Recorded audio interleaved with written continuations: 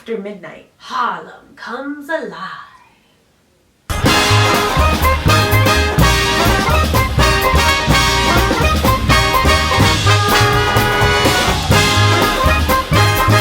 That's my Dulé Hill impression. Solid? It was not right. I'll work on it. Well, first of all, we didn't get to see Adriane Lenox. We didn't. Which sucks. She was out the day we went, so we saw her understudy. We'll just have to see it again. Yeah. Which we will. Absolutely, because it was a fantastic show, and we very much enjoyed it. Yes. I cried. Aha. I started crying. Fantasia sang things, and I cried about it. I'm trying to remember. Well, Bree made me cry. I'm trying to remember. I probably teared up because we're messes all the time. Yeah.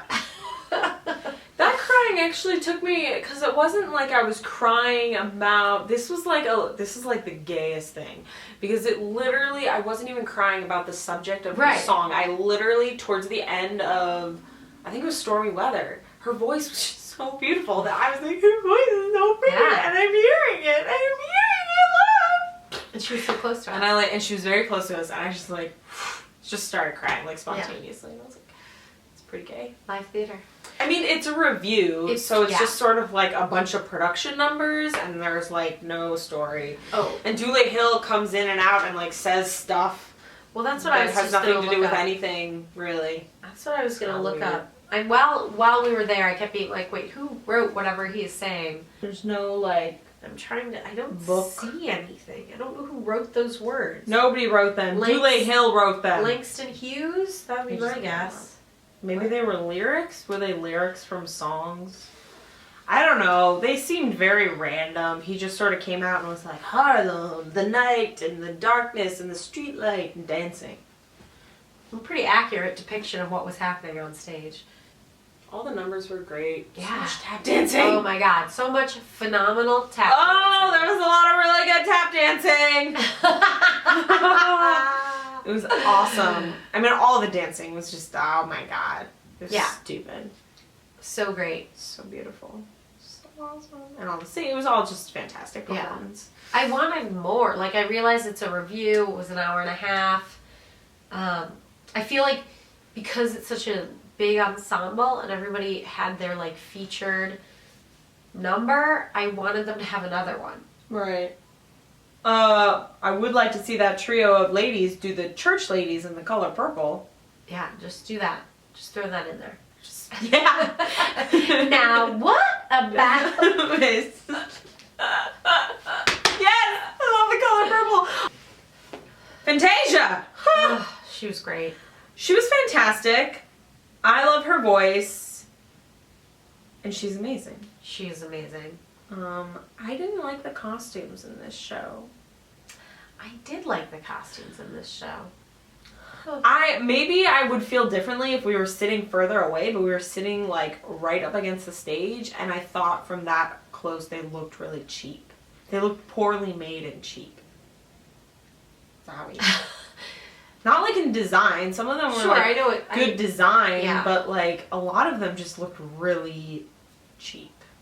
And you know, I don't know if it's because of the number of costumes or also because when you have dancers wearing costumes that look like regular clothes but they need to move for a dancer to wear them, it looks a little weird. Not weird, but like it doesn't look structured the way a regular outfit would look. Because it's a costume. It's not supposed to look like when you go to a Broadway show. I guess that's why I didn't think they looked like that. I thought they looked like costumes, not clothes. Does that make sense? I get what you're saying, and I actually thought that the ensemble costumes looked a lot better than like Fantasia's costumes. I get what you were saying about the first one, but I thought the other two, I think she wore 2 or 3 others. Well, what about like the first time the trio came out and I literally was like, oh, they must be doing a quick change. Why else would those dresses fit them all so terribly? I didn't think they did. They did not fit those girls well.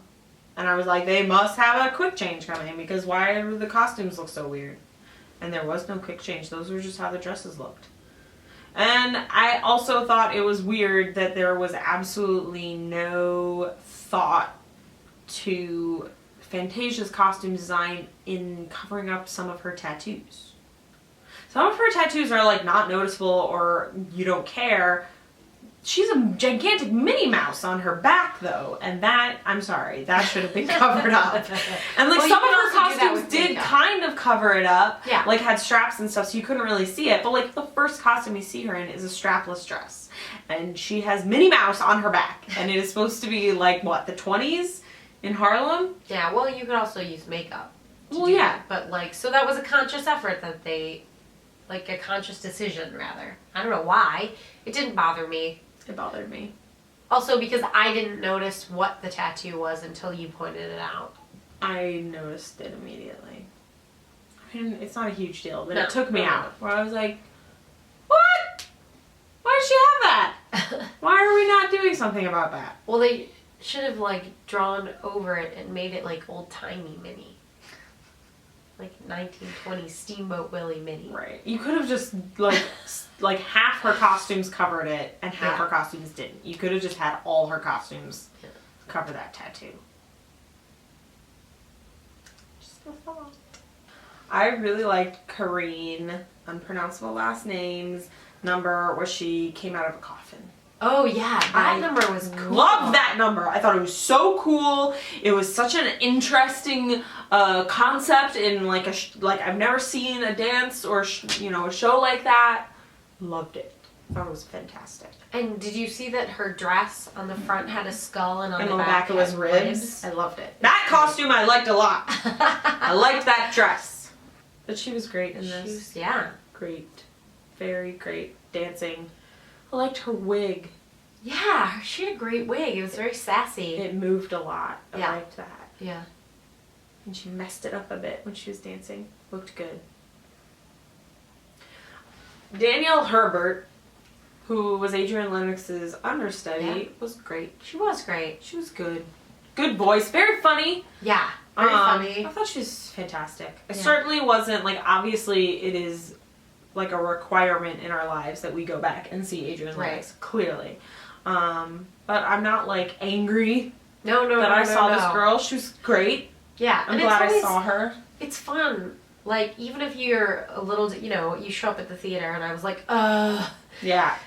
but it still is fun to see someone. It was her first time going on and she was great. And we were sitting so close to the stage that we could see into the wings, and every time she was performing, the entire cast was standing in the wings watching her perform, which was kind of like awesome to see. Like, these are things that I love, kind of like, if it was a book show, I would be annoyed and distracted by it, but because it was just a review and there was just awesome performance going on, I kind of loved being able to see the cast watching her. And there was another point where there was a number going on and there was a girl standing in the wings, like in sweatpants, doing the dance with them. And I was like, she must be like a swing or something, and she was practicing, and I like love seeing shit like that. It's just interesting. Yeah, and she did a really great job. Yeah, she was fantastic. Liked her wig. Yeah, her wig was great. Liked it a lot. Her wig might have been my favorite wig. Oh, it was a good wig. Yeah, like I said, everybody was so good that I just wanted them to do more. Like, I wanted the ladies to do more. The trio? The trio. Yeah. And definitely could have, like, not even just in a, like, everybody do more. Like, that show could use one more number for the trio. Yeah. And, like, Carmen Ruby Floyd has her own number, which is weird and cool. They're awesome. It's really awesome. It's a very it. strange number, but it's very cool. I don't know, why don't the other ladies get a number? I did like that in the trio they all had moments, and it wasn't a Dream Girl situation. Nobody was backing anybody up, which was good, and they sounded on point together. Yeah, just really great. The dance battle. Virgil, Little O, Gadson, and Julius, iGlide, Chisolm. They were amazing! They were amazing. Oh my god, I love that! I don't know what it's called. I like it. Yeah. It's like half isolation, half half robot, like pop lock. I don't know. It's a Pop and lock in. There's probably a specific another style, word but, for like, whatever that was, but I it was it's awesome. so cool to watch that style of movement and everything they were doing with it, because I was just like, whoa, I loved it. It was very cool.